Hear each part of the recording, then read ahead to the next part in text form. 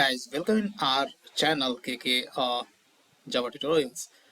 In previous few videos, we have learned how to install MongoDB, MongoDB Compass, as well as MongoDB Shell.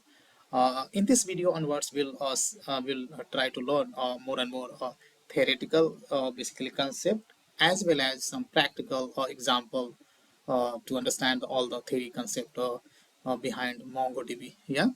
So first of all, let's try to understand what is MongoDB. Yeah. So question is that you are already aware about the RDBMS, and that is also referred as database so far, right? So RDBMS or database, more and more things are getting stored in the structured format. You have a fixed number of basically columns, and basically you are going to store data in the form of row. But MongoDB is a bit different, right? So MongoDB is a document-based data structure or database, I would say.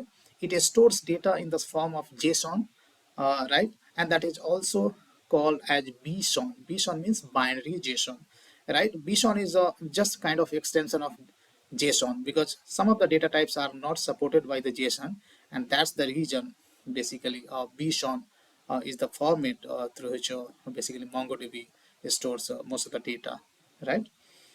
Now, next point said a record in the MongoDB is a document, right? A data structure composed of key value pairs, similar to the structure of JSON object. So we basically store the record in the basically MongoDB. That is called document here. In RDBMS, usually call it as a row, right? But here we call it as a document, right? So whatever you have a row in the RDBMS, in MongoDB, that same is called document, and document is nothing but that's the key value pairs, right? And that is a kind of a JSON format, right? In JSON format, all the information you store as a key value pairs, right? MongoDB is a document. Already we discussed MongoDB is a document based database, and can be basically installed locally or hosted in cloud. So of course, here in this video series, throughout the video series, we are going to explore all the concept on basically MongoDB that we had installed on our local machine. But of course, MongoDB can be hosted on the cloud like Azure or AWS, right? Now, thing is that what is BSON, right? Already we talked about them in MongoDB. Basically, all the documents is stored in the form of BSON. So let's talk about the little bit on BSON. What is BSON? So MongoDB stores document or objects in the format in the format called BSON, right? Already we talked. BSON stands for binary, basically a binary data, right? Or binary JSON, you can say. Why DB stores data in the form of BSON? Because JSON does not support some of the data type that we are going to discuss in the next point, right? And that's the reason BSON is considered as a extension of basically a JSON itself, right?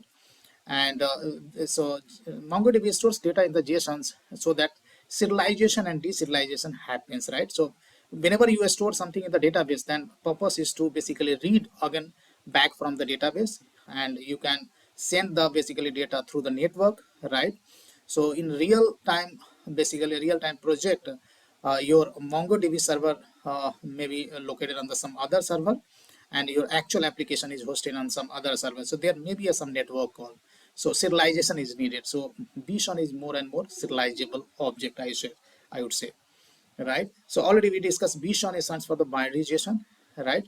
That is considered as extension of basically JSON object itself, and represented, and it allow basically representation of data types that are not part of JSON. Like for example, BSON has a support of like data type, binary data type that is not supported by the JSON, and that's the reason basically all the basically documents are stored inside the MongoDB as a BSON data type. Yeah. Now let's talk about the we have been basically already traditional database, that is SQL or RDBMS, right?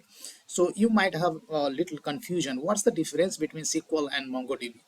So let's try to understand. So SQL databases are considered as relational databases. Why relational? Because you do the normalization, you store the information into the different tables, and you required basically kind of joins to basically fetch related data.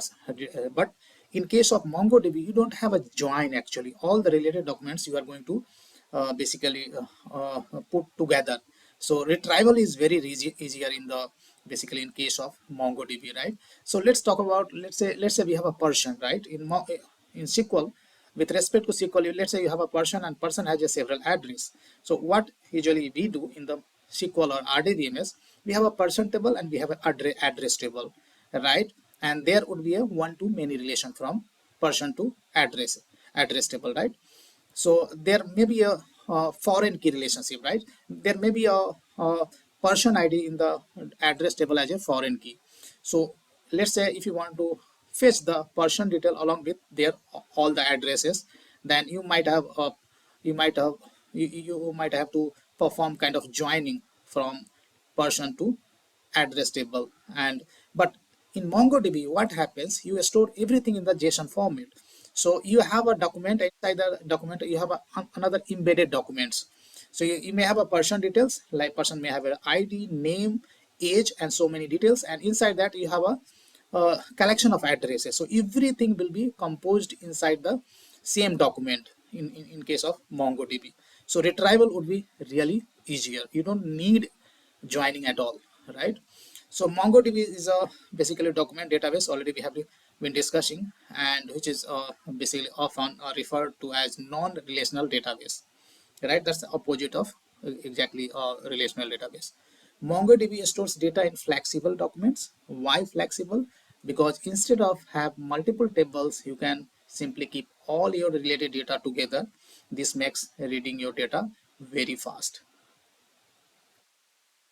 Now, in MongoDB, right, instead of tables, these are called collections.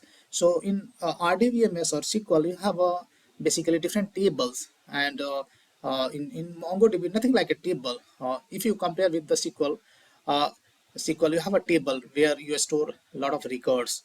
So in MongoDB, you have something is called collection. Collection is equivalent to table if you compare with the SQL. So that's all I wanted to discuss in this video tutorial.